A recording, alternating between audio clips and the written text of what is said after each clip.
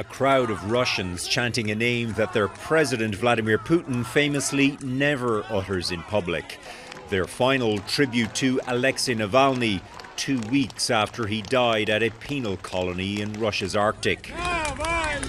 A few thousand braved the Moscow cold and the risk of arrest, some even chanting anti-Putin slogans.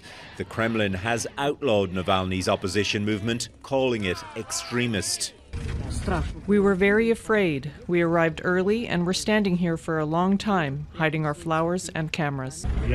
I took it as a personal loss. It is very difficult to process it. Even if they are not arrested on sight, some feared they might face consequences later, including the exiled widow of murdered Putin critic Alexander Litvinenko.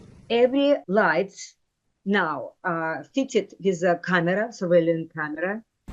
Human rights group OVD Info said dozens of people were arrested in connection with the funeral, mostly at demonstrations outside of Moscow.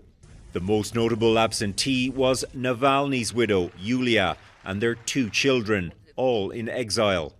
Yulia Navalnaya alleges Putin killed her husband, and she has promised to continue his work. On Friday, she posted this video with a personal rather than a political message to Alexei. Canada's ambassador to Russia was there with other Western diplomats, but Sarah Taylor says they were blocked from entering the church. Navalny's parents led the mourners. His mother, Lyudmila, said she pushed back against authorities who wanted to see a private funeral. Navalny's team said finding a funeral home and even a hearse was a struggle.